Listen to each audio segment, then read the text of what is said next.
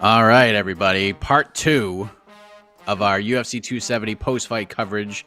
This is our live post-fight show. We just heard from the fighters, some of the tastemakers, and now we're going to hear from good old us as we break down the top storylines from a very memorable UFC 270 and an event that the storylines continue to pile up, and I feel like the storylines are going to continue on for the next couple of weeks.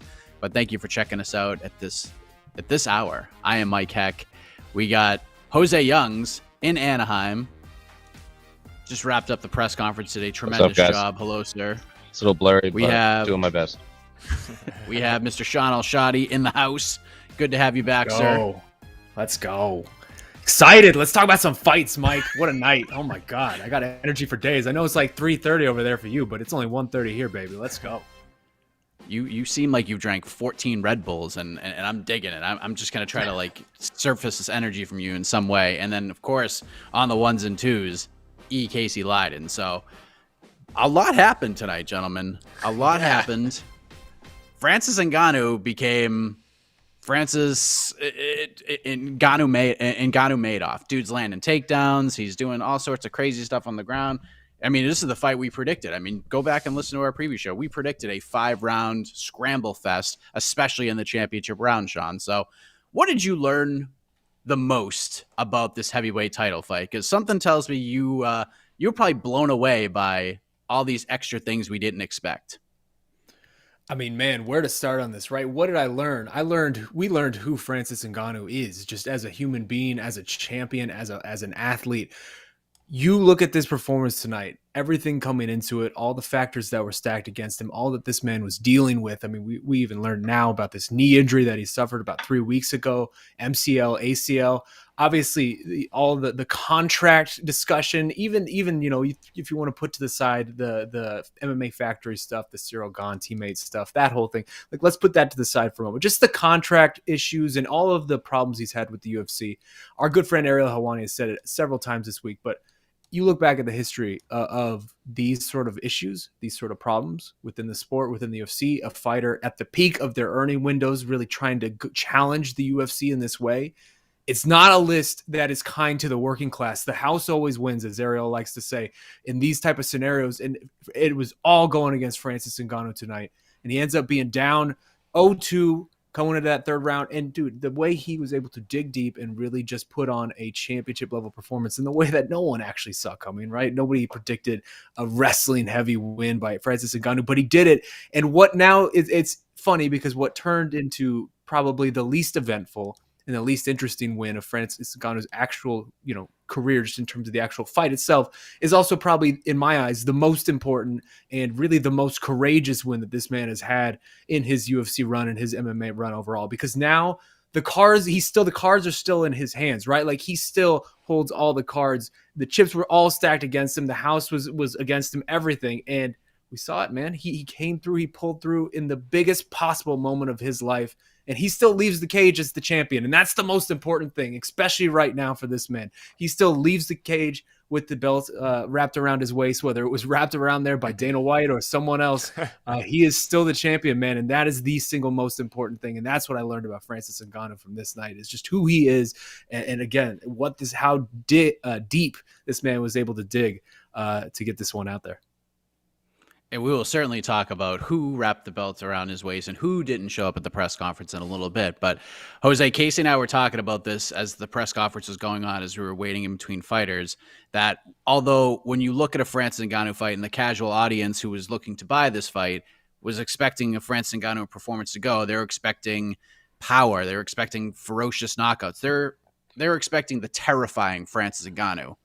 Can you make the argument, with what we saw over the final 15 minutes of this fight, that even though Francis wasn't that terrifying knockout artist, that maybe Francis Ngannou, the heavyweight champion, the mixed martial artist, is a little more terrifying now that we see a little more tools in the tool belt?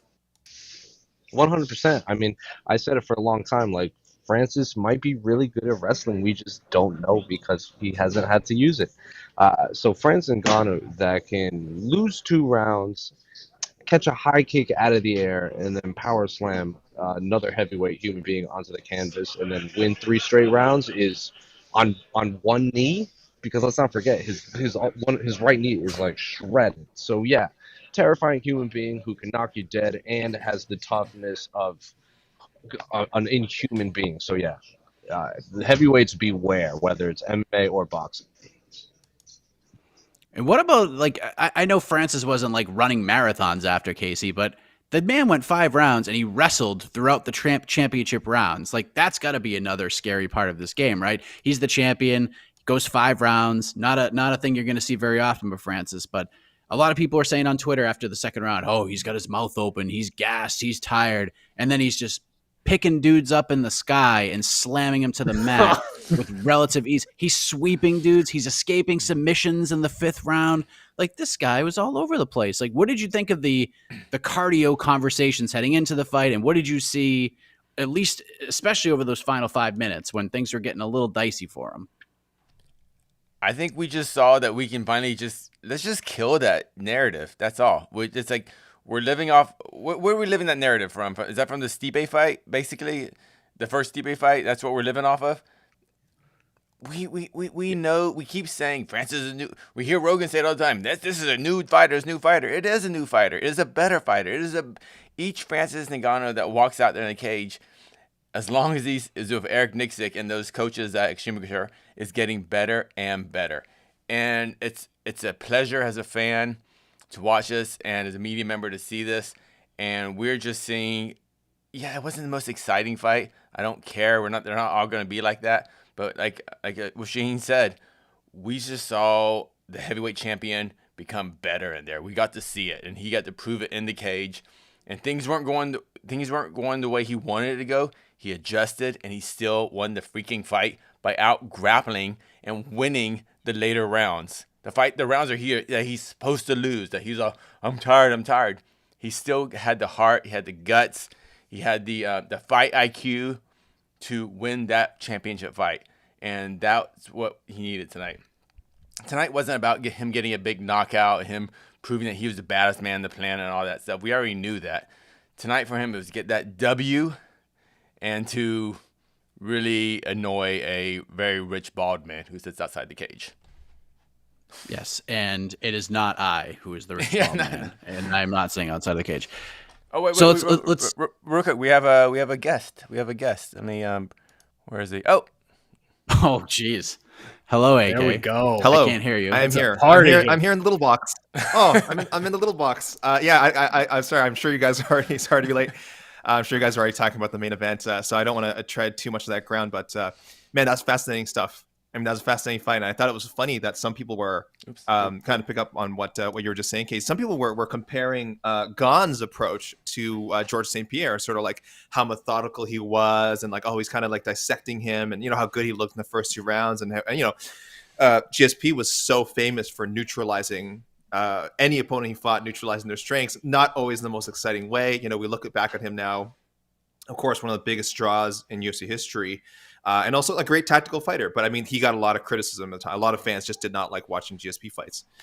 So I think people said, oh, well, that's what Gane's doing now. He's going to beat Francis, and that's what's going to happen. And ironically, it's Francis who showed sort of that I'm willing to break out my entire tool set to win a fight, to beat a dangerous opponent. So it's kind of the narrative just turned around like right in the middle of the fight. And I think that's what made it so interesting. In a fight that, like, I get it, it's not one you're going to load up on Fight Pass like Chandler and Gaethje. But in the moment, it was really thrilling and really really fascinating to watch. It was so tense.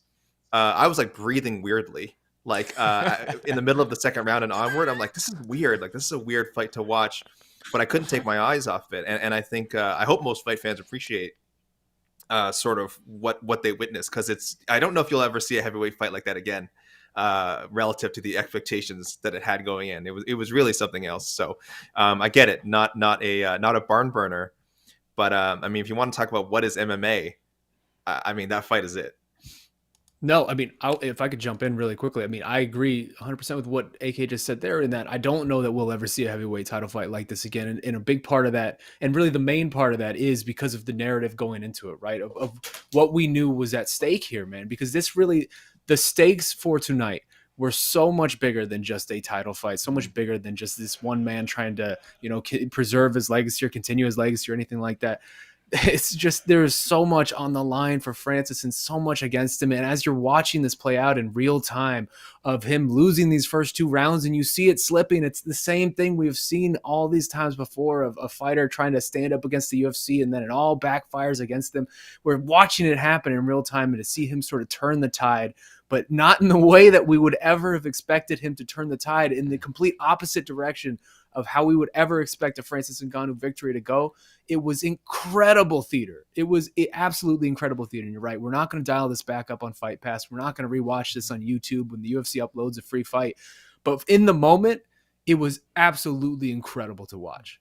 Were there moments in that second round when you thought, oh no, not maybe oh no, but Ciryl Gane is going to Volkov Ngannou for 25 minutes? Absolutely. There was like, oh, we're going to see a new champion. We're going to see Francis just chase around Gane for 25 minutes, and that's it. And absolutely. You're right. And you see Francis come in with the knee wraps. You see him come in. He's not moving as well as he normally does. He's being a lot more patient than normal, but also like just sluggish. Like, it just felt like it was building to that exact moment where all afterwards, right now, we're all going to be talking about, well, guess that's what it is for Francis. Maybe he's not the best heavyweight in the world, and we would just all move on, and we would have all just dismissed it. And even if the knee thing came out afterwards, it's just that's just excuses. He would have lost to Ciryl anyway. Cyryl's such a technician. Absolutely. It would, for 10 minutes, it looked like we were headed towards an absolute nightmare scenario for Francis. And man, again, to be able to pull it out in the way that he did, I thought was just unbelievable. It was absolutely unbelievable to watch. And full credit, I mean, obviously to Francis Ngannou for digging deep and dealing with all that pressure and everything, because you have to feel the pressure. There's no doubt about it. But credit to Eric Nixick and Dewey Cooper in the corner, who knew exactly what to say. Hello, sir. How are you? But those guys just knew exactly what to say to him. And like Nixick, like almost like timed what he had to say in his head. And then he was like, go ahead, coach. What do you got to say? And then Dewey had enough time to like say what he had to say. And you could see like the calmness come over Francis before he got off the stool, especially in rounds 3, 4, and 5. It was amazing. But Shaun, might as well talk about it. This is the big story. We can't bury the lead anymore. We talked about the rich bald man enough, but he didn't show up tonight at the very end of the night. We didn't see him. The last time we saw him was when he wrapped the belt around Deiveson Figueiredo's waist. Dana White did not wrap the belt around Francis Ngannou's waist. Not only that, he did not show up to the press conference. So I'm curious, Shaun, what did his silence say to you? Not even silence, right? Just complete absence. Because you're right. Yeah. He was there. It's very convenient that he was there for the co-main event. He was there to wrap the belt around Deiveson Figueiredo's waist. He was nowhere to be seen to wrap the belt around Francis' waist. He did not show up for the post-fight press conference, which is very unusual, in particular for a first pay-per-view of the year. And altogether, like, I know some people didn't like the main event. Again, I've sort of explained why I really enjoyed it in the moment, but outside of that, like, this card was way better than it had any right to be, right? Like, this was a really fun card all night. Like, we had crazy finishes, crazy action for the most part. Like, this was a big success for the UFC on a show where, like, we spoke about it yesterday on the preview show. We were kind of crapping on it, and deservedly so, right? Like, you had half the cards seemingly making their UFC debuts on this, and it ended up being a really fun night with lots of great finishes. And it is one of those moments where you just knew Dana was going to come up there and say, that's why you don't say anything about the card until it happens. That thing we've heard 1,000 times. Like, this was the moment to do it. And it feels obviously very telling, the fact that he was not there. You can't, we're still in the speculation mode right now. It's still the speculation hour. We haven't really heard word of why he's not there. So, you hope it's not some crazy personal thing happened. It's something like that. But for the most part, it feels pretty likely we know why he wasn't there. And that in and of itself is very telling. And I think that's going to sort of set the narrative that we're now going to follow, and is probably going to dominate a large part of 2022, because we've talked about it. Francis Ngannou's knee is pretty ravaged right now. If he's going to get surgery, that might take him out for the majority of the year. And he even reiterated at his post-fight press conference, him and his team are under the belief that once this year expires, whether he fights or not, that is the end of the term of their contract. The 5-year term that they had, it's over at the end of this year. And he's still the heavyweight champion. So if that happens and he's able to walk away with the belt, that'll be something we've never seen before. And this is going to get really interesting really quickly and very messy, probably very quickly. And I'm sure this is not going to be the first nor the last time we're going to talk about this, but Dana White's absence tonight was screaming volumes, I would say. Jose, I'm gonna go back to you because you popped into my head with this whole situation, because it was almost 4 years ago to the day that a very similar situation happened in Boston, Massachusetts. It was a little different. Stipe Miocic beats Francis Ngannou. Dana White's about to wrap the title around Stipe's waist. Stipe says, I'm giving it to my corner, to my coach. He's going to wrap it around my waist, not you, Dana White. And then Dana White did not show up at that press conference either. So this is very similar. And by the way, the promotion for that fight was not around the champion. It was around the challenger, very much like this fight. So there's a lot of similarities here between the UFC 220 main event and this main event. So what did you think of the whole situation? Because you've been there the last time this happened, where the heavyweight champion, the way the fight ended, there was some drama with Dana White in the title, Dana not showing up to the press conference. And then 4 years later, almost to the day, we're at this again. What was your thoughts about how this all played out? And the winner out wrestling the challenger. Mm-hmm.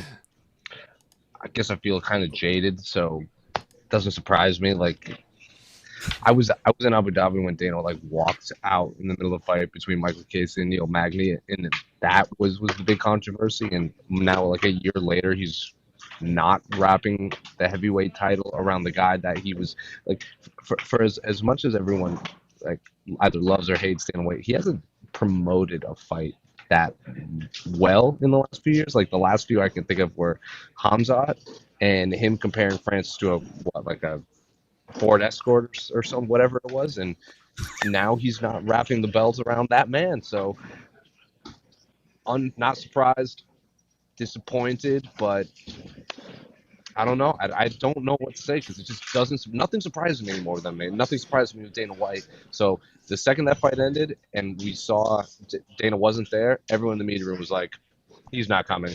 We just all accepted it. There was no questioning. There was no, maybe he'll show up early and leave. Nope, it was just accepted. He's not showing up, and that's exactly what happened. AK, I mean, again, it's all speculation. These are things we're going to talk about on Between the Links and all these other shows, and we'll be talking about this for months. But AK, we talked about Francis. We talked about Dana White.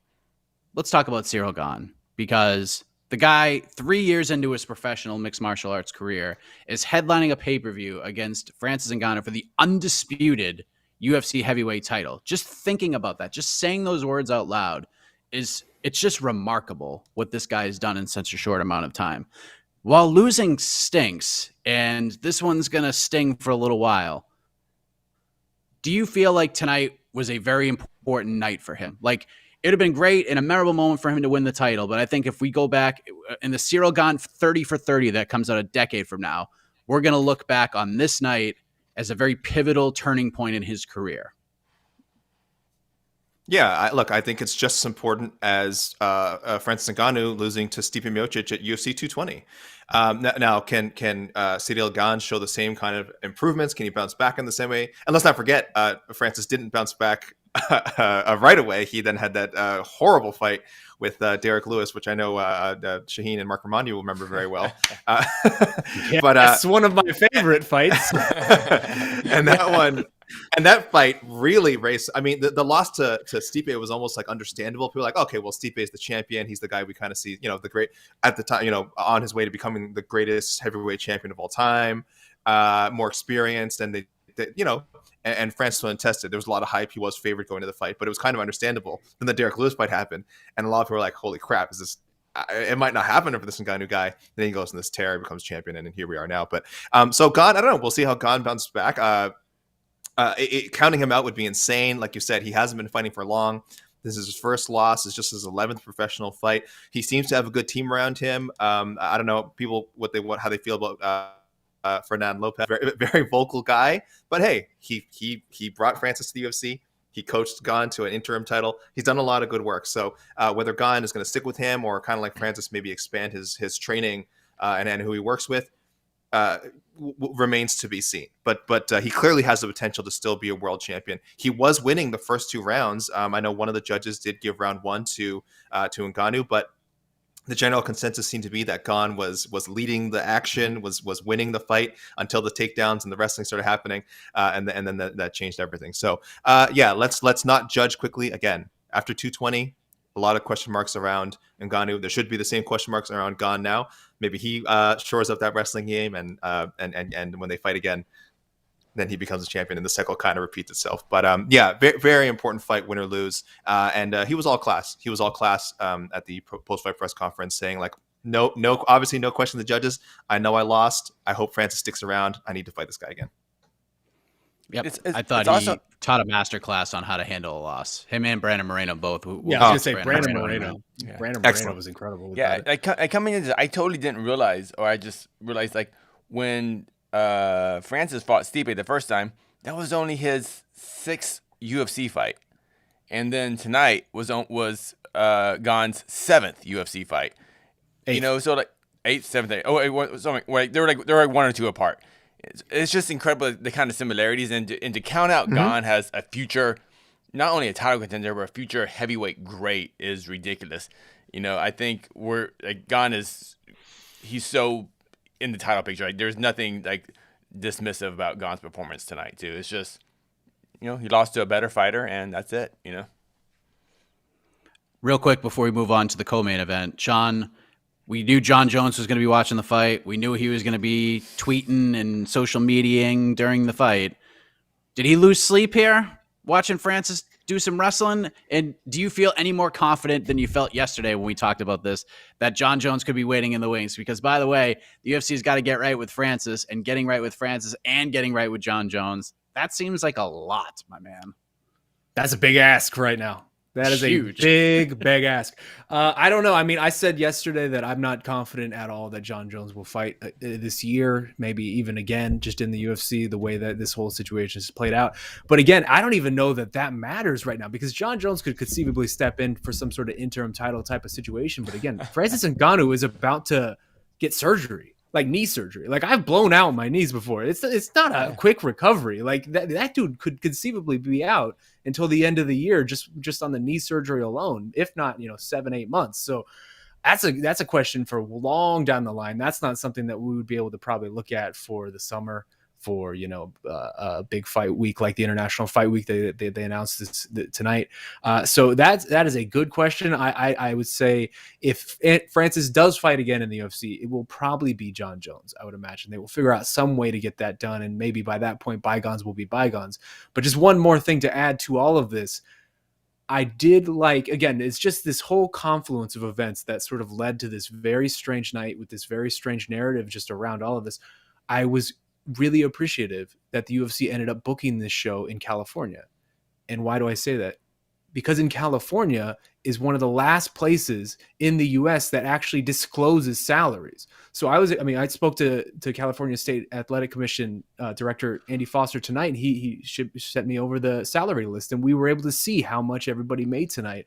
And I believe you and Casey mentioned it during the post-fight press conference show, where it's just the combined card tonight made like $1.8 million or something like that. Like, it was just full of like tens and $12,000, and then you had Francis out here making $600K. It's like, you can see, if you're that guy, you can see where he's coming from, making $600K plus probably pay-per-view points for something like this, where I forget the boxing match that happened tonight, but I think he made like $4 million or something like that. And it's a dude I've never really heard of. I'm not a big boxing guy, but like that, it's not comparable. So it's, again, just all of it, the confluence of all tonight. And I'm just so glad that they went to California, because if this was in Nevada, we wouldn't have gotten these numbers. In California, Andy Foster still fights the good fight on this, and I love it. Jake, just to put it in perspective, Jake Paul, the boxer, not the YouTube guy, Jake Paul, the boxer, disclosed $25 million last in boxing in 2021. Jake Paul, the boxer. Dude, it's insane. It's insane. The new flyweight champion, Deiveson Figueiredo, who we were probably about to talk about, made $150K. And I saw someone tweet this. I think it was Robert Sargent, a good friend, Robert Sargent, tweeted something like Greg Hardy's last disclosed payout was like $180K. And it's just like Deiveson Figueiredo's making less than Greg Hardy. Like, what's going on? I'm just saying. Just a couple months ago, I saw Donaire, who's a really good Filipino boxer. He fights at like 120 pounds, smaller than these guys. Fight in front of maybe 2,000 people on Showtime, not a pay-per-view, and he made almost $400,000. It's like, and this, he's like top, 20, top 15. I don't know. It's the debate. The debate is over. Now it's just like, what's next? Yes, but anyway, there were tremendous fights. So let's talk about the tremendous fights. Yes, let me mention, guys. I've thrown up a poll before we move on because this is last about the main event. I do have a poll in the YouTube comments. When will Francis defend his UFC title again? 4 options: in the next few months, within the next 6 months, before the end of the year. Never he gone is also one of the options. Never he gone, way ahead right now. 49%, 34% though before the end of the year. So there is still a chunk of fans, at least our viewership, who thinks that they might work something out for the end of the year and he fights in a UFC championship fight. But no, right now, half saying that's it. It's the last time you've seen it. At least in the near future. Throw a quick poll up and just ask, how long will the UFC wait to create an interim belt? 2 weeks? 2 months? It'll be International Fight Week. Monday. Yep, July. We'll see it. But let's move ahead to the flyweight division. Jose, I want to start with you. Deiveson Figueiredo comes through, man. There's a lot of talk about the moving of camps, how good he looked. Maybe Moreno has his number, and it wasn't tonight because Deiveson Figueiredo looked great. It was a super close fight. It was a super fun fight, very compelling. And in the end, Deiveson Figueiredo gets the nod on all 3 scorecards. As a fan of high-level martial arts competition, I assume you were quite pleased with the co-main event, were you not? Oh, that fight absolutely ruled. One fight of the night, and that was one of those. The second it ended, you're like, well, good luck beating that. It was the co-main event, but like this is still like nothing was topping that. I mean, I've been in some loud arenas in my life. I was at that Jacksonville card when Masvidal and Usman fought, and Masvidal got slept. I've been in a lot of international fight weeks. I've seen Conor fight a lot. I've seen Khabib fight a lot. Brandon Moreno's entrance, and whenever Brandon Moreno landed any sort of combination, is on par with all of them. It is one of the top 5 loudest MMA arenas I have ever been in.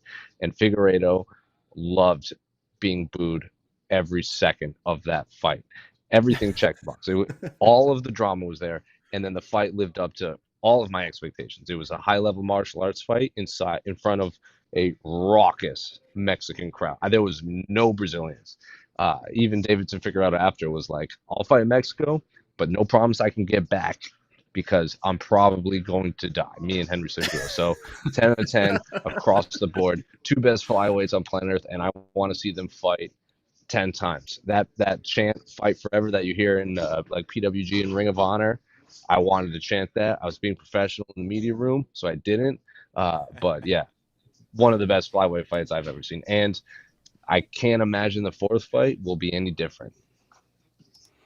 Yeah, Shaw, we've been a component of trying to see these guys fight as often as possible. And I remember speaking to Colby Covington after he lost to Kamaru Usman, and he was dead serious when he said, I want to pitch a best of 7 series with Kamaru Usman because I feel like we're so evenly matched that this matchup in particular needs to play out over a global sports championship-like series. And I feel like we're on the cusp of actually seeing something similar. We're definitely going to see the quadrilogy, but if the UFC wants to do something crazy here and do a best of 7, are you going to complain about this? Because I sure the hell am not going to complain about it. Oh, are you kidding me? Absolutely. Well, first of all, it's a tetralogy, apparently. We had people in the chat yesterday tell us this. I was looked it up afterwards. A series of 4 is a tetralogy. So that's something that we're going to need to get used to saying, because we're going to be saying it a lot.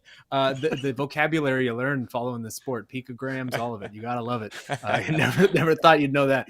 But man, all of this it's just magic, man. Like if you remember just a few years ago, like I think it was the end of 2018, where we were with the flyweights. and the writing was on the wall, right? Like we were seeing it already. The exodus. There was a gradual trickle of just names getting cut. DJ got shipped out to one championship in a trade, and it was just like we had never seen that before. And it looked like after this 6 years of trying to do this thing, the UFC kind of just threw their hands up and they were like, all right, this didn't work. Fans don't care. Maybe they were even right, and it was just like, all right, we were just going to cut this and cut bait and just keep on moving without the flyweights. And it's just crazy to look back on that now, because it is such a different world. And you give Henry Cejudo some credit for that as well. He saved that division in the moment. He was sort of what that division needed in that moment. But right now, where the flyweight division is and how amazing it is right now is really just a credit to these two gentlemen we saw tonight. Deiveson Figueiredo and Brandon Moreno are just two demons who were seemingly born to fight one another. Like, every step of this trilogy has been absolutely thrilling. And Jose said tonight was one of the best flyweight fights he's ever seen. I think we could say that about 2 of the 3 fights we've seen so far now in this trilogy. Two of the greatest flyweight fights we've ever seen, and the other one was also a very exciting fight as well. It's just so amazing now where these men have dragged this division that once nobody cared about. And Jose was absolutely right, because when Brandon Moreno was out there tonight, when he walked out to that arena, and every time he did anything, he felt like he mattered, right? Like, he felt like a champion. He felt like a star in a way that we really haven't seen any flyweight feel like. And just Deiveson Figueiredo is the ultimate heel. Like, to be able to pull off. I know this was, for some people, they disagree with the decision, but even if you disagree with this decision, and for me, I scored it 3-2 Figgy.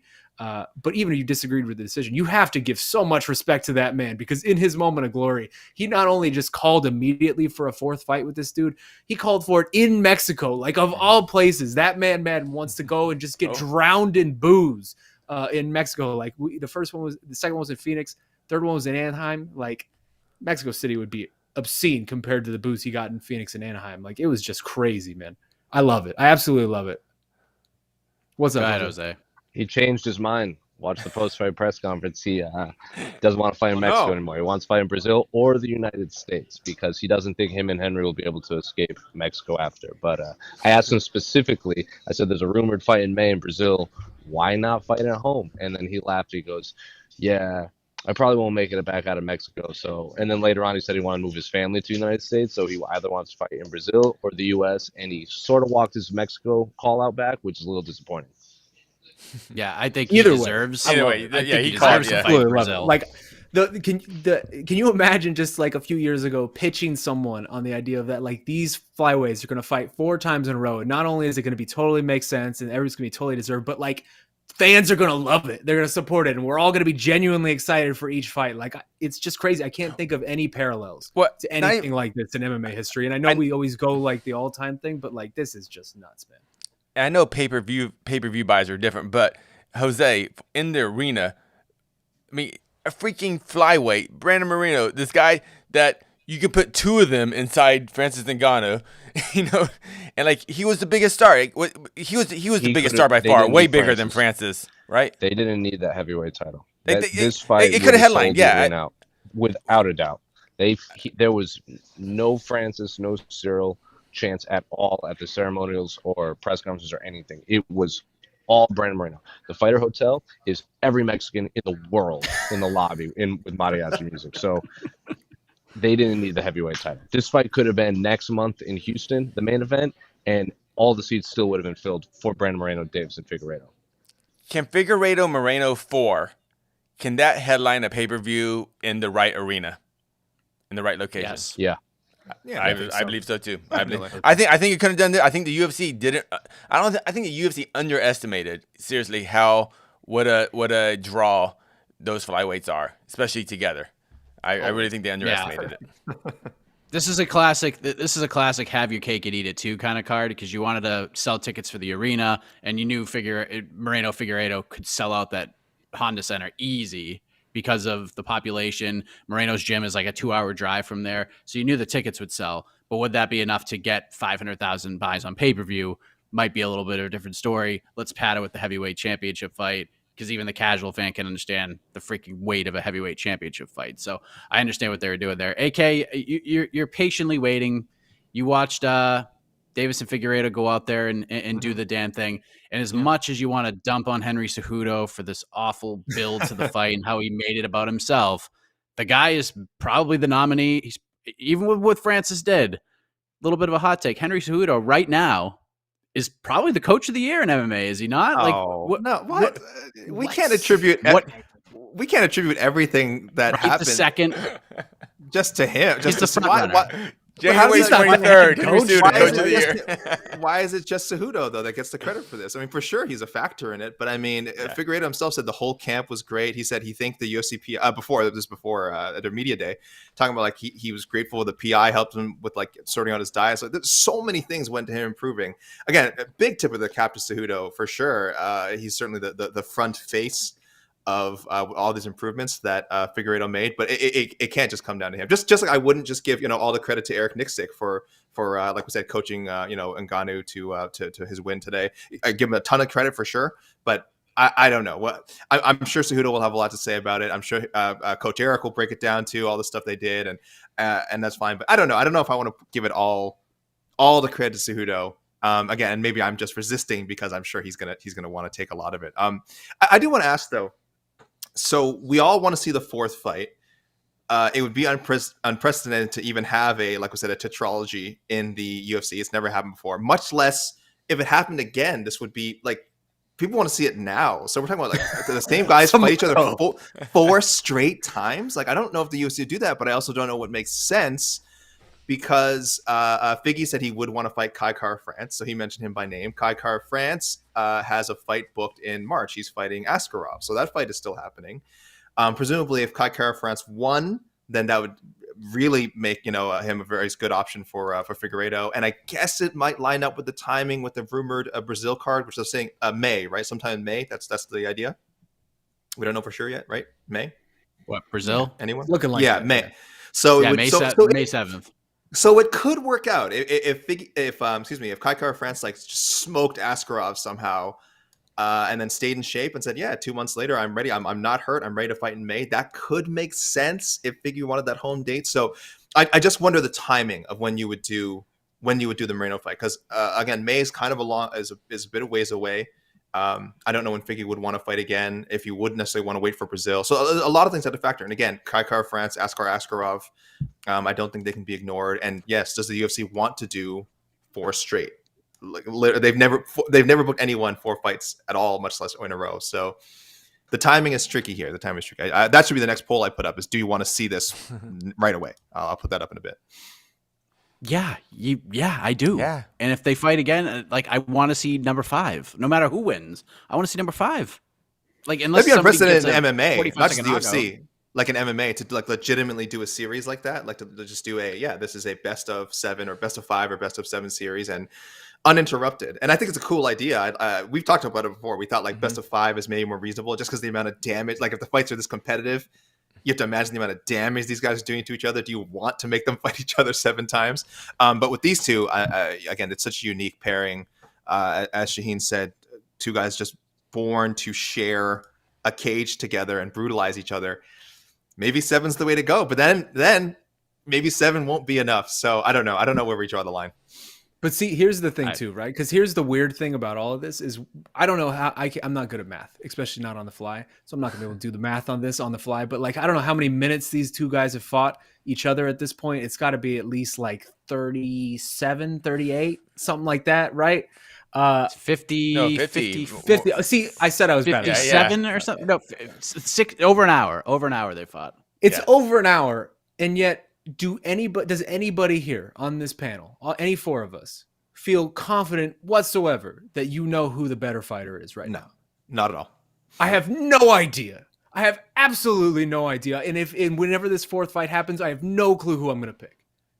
That's such a crazy place to get to after 3 straight fights between these guys. And I can't think of a comparison like this in the history of the UFC. And for those who are like, I can't take any more of this, like, what about these other contenders? Let me throw this at you. The UFC has booked interim title fights for way less. This would be Yeah. a great time to have an interim champion. Then you could have like basically 2 flyweight champions. The division can still kind of move forward. Let these 2 guys just battle it out for the undisputed title, and then whoever comes out of the best of 7, we fight the interim champion. We unify the titles. What a perfect time to introduce an interim title. It would work fine, and we could do the best of 7, and everybody freaking wins. Let's have some fun, UFC, for once. Fun. Dana, you don't want to show up at the press conference? I hope you're drawing up contracts for a best of 7 series for the flyweight championship of the world. There you go. I mean, what happens if we Good go to this 4th fight? Let's say it ends in a no contest, then it's just 1-1-1-1. Like, come on, let's go. Let's keep it going. Let's keep it going. Let's keep it- go. What's after a dude. tetralogy? I want to know all the ologies after hexology, trilogy. maybe? Yeah, we're just making up Hexology? words. Hex Yeah, would be just make- 6. No, Hex would be 6. Oh, yeah, you're right. Yeah. I don't So know. eventually Quintology? they will get to the Quintology. I think would be right, right? octagon. Octology, that's what you want. Yeah, that's the end game of this. That's the end game. I mean, we had it do drop in the first I do one. wish we could normalize again, like having the best fight the best frequently. Like again, that's not the common thing. I mean, MMA is all about creating fresh matchups traditionally. I mean, I get Is it. it? That's I mean, for fans. I mean, look, we've questioned a lot No, of rivalries we've- sell. That's we've what questioned we want. a lot- Like, fresh we've questioned matchups a or lot of- whatever. There were a lot of fresh matchups on Well- this card, but it was the rematch. The trilogy was just the biggest fight on the card. I mean, Well, we've questioned a lot of Storylines, rematches though. in the past. We've questioned a lot of rematches in the past, instant rematches. But that doesn't mean we're against the idea of instant rematches. We just don't want bad instant rematches. Like Cody TJ2 was so like why would you book this right away? Though in retrospect, maybe it never would have happened if they didn't book it right away. Now that we know sort of how Cody's career has gone, but yeah, in general, we don't want those. But for something like this, like Shaheen said, we just don't have the answer yet. And again, we may never get the answer. Like I said, it could do a 7-fight series, and by the end, it could be what 3-2, 3-3. Imagine it's 3-3-1, and then we're just like, you got to run it back again. It's time for the octology. It can happen. It can happen. But I don't know if you can. As much as we love seeing fresh matchups, man, how can you ever complain about seeing? Never. Like as soon as this fight started, I was like, I can't. I understand people want to see like Pantoja or Askarov or someone else fight Moreno, but these guys are the 2 best. These Because are the also- 2 best. How can you not want to see that? Because also too, AK, like we've seen them grow throughout this series, just as fighters and as people, right? Like Brandon Moreno in there tonight looked so effing confident. Like he looked like the dude who you think is the champion. that Like, he walkout came- when he was walking out, Yeah, like the man, music and that his little man, that's I was a like, Brandon I got Moreno. hyped. I forgot that We was haven't I seen got that I forgot guy. that was the co-main event. I really did. When I was watching that fight, I was like, oh, there's another fight after this. Like it felt like the main event. It like I don't. To me at home, it felt like the main event.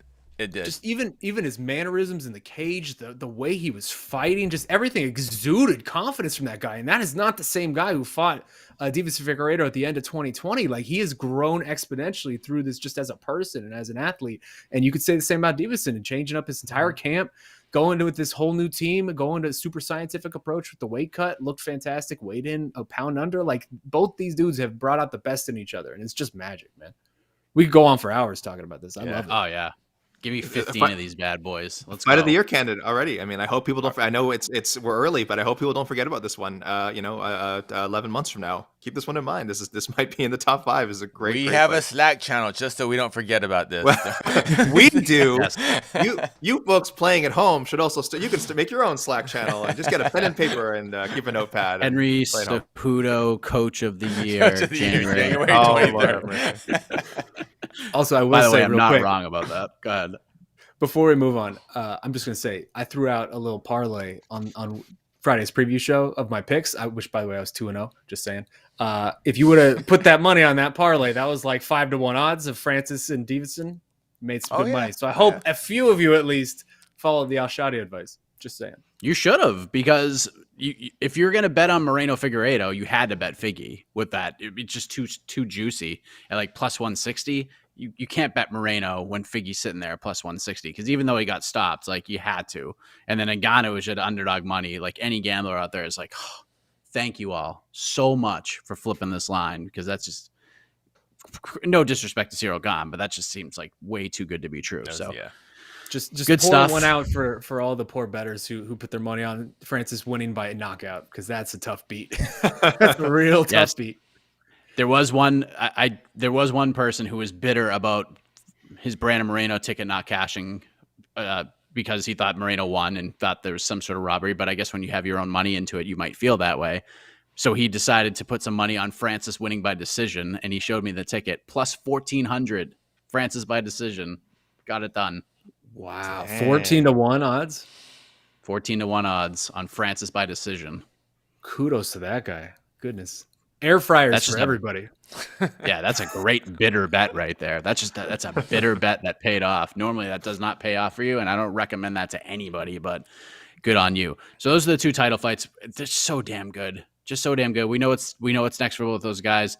More than likely going to get after it again, and I'll see it the whole time. Before we get off this fight and talk about the rest of the card, when is the storyline that flyweights don't sell? When is that going to die, or is that never going to die? I mean, it dies when they sell.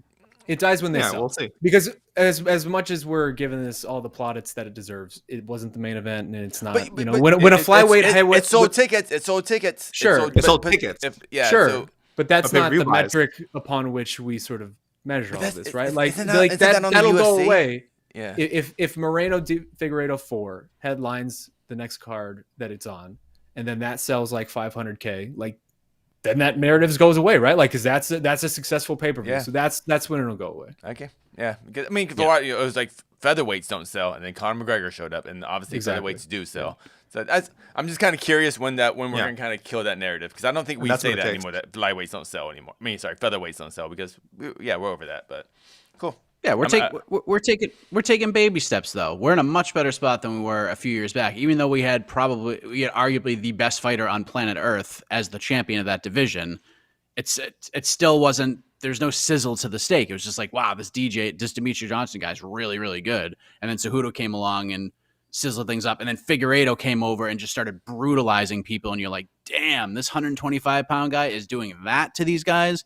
And then Moreno comes in with his Lego collecting self and just bringing positivity like you've never seen to this division. He's becoming a star. So it's like Cejudo planted the seeds, but these guys have taken over. They've watered the seeds hard.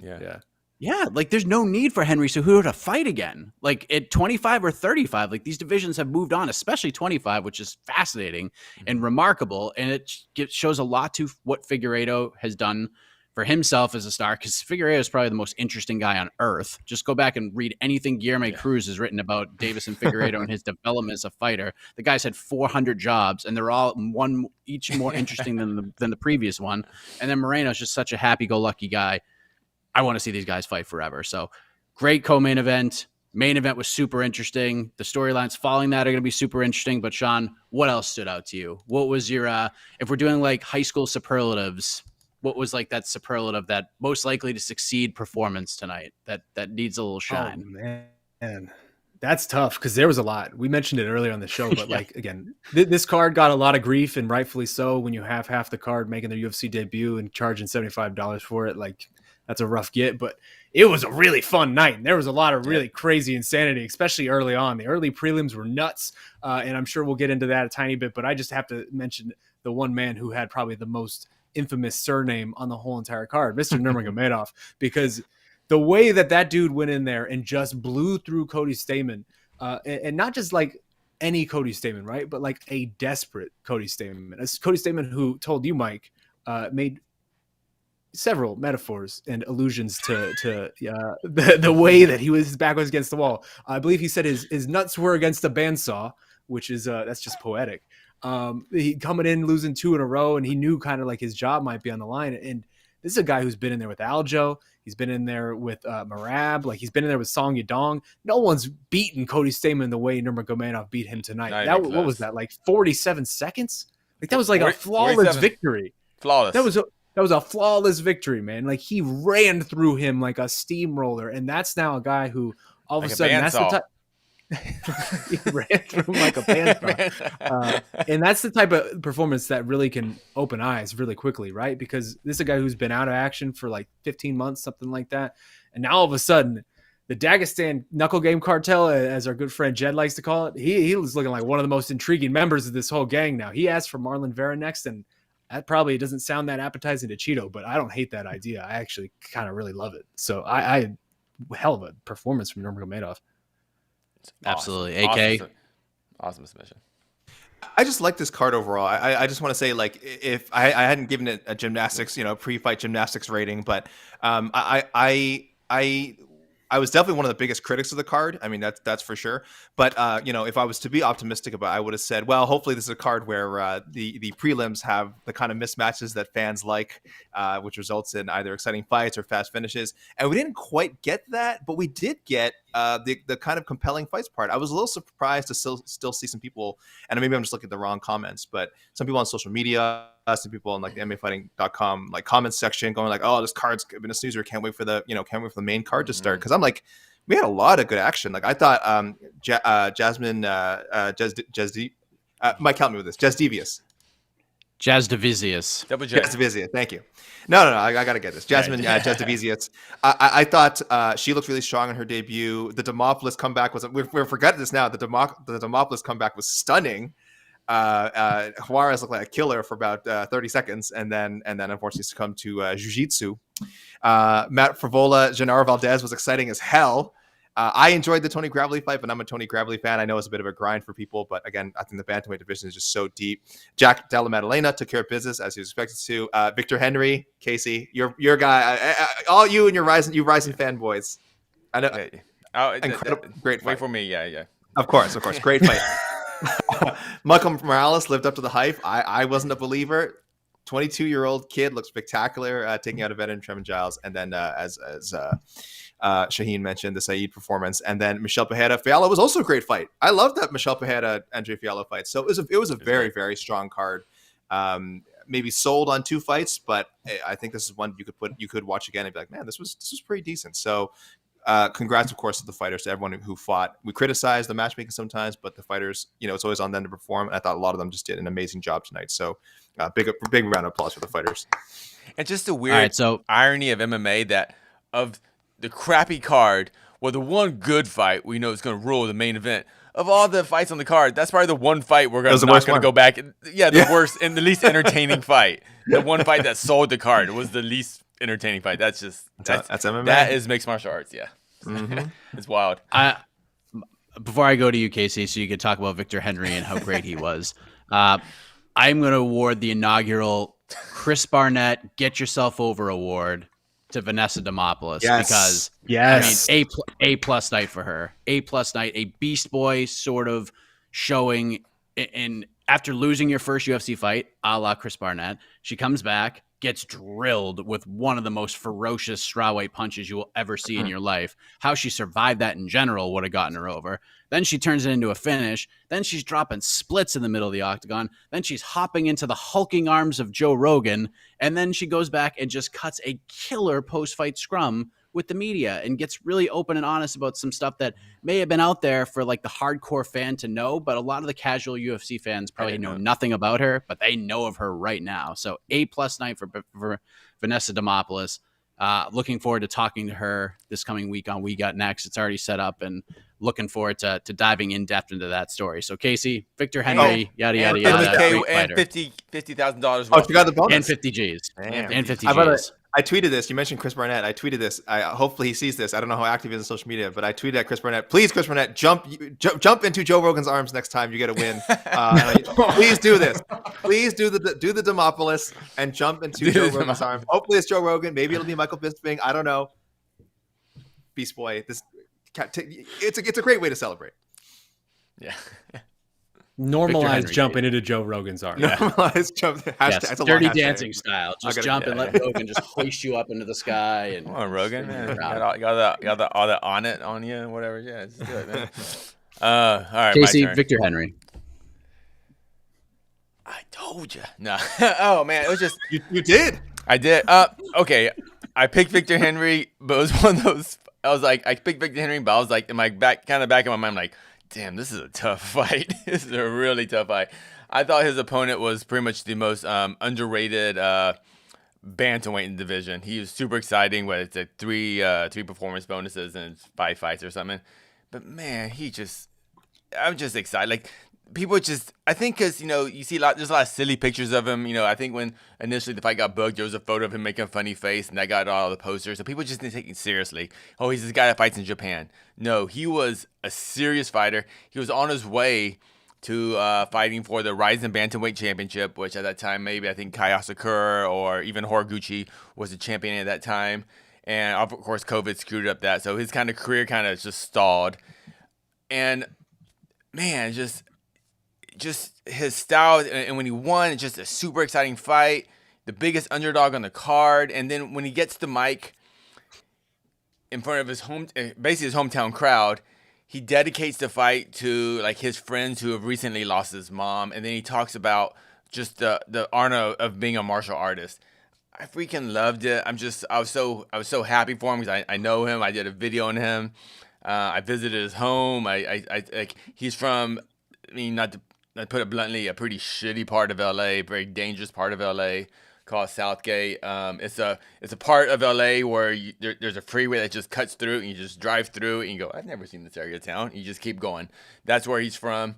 And just a true martial artist, Josh Barnett, protege, proud of his catch wrestling heritage, and just this is what mixed martial arts is all about. And it was just it was great seeing him, and just more just freaking talented 135ers in the UFC. Good Lord, that division is freaking stacked. So just super excited for him, and I hope the feeling came across to everyone else, like, you know, just that's the guy you're just gonna be excited. It's just a good dude, and you're just gonna be happy to see him fight again.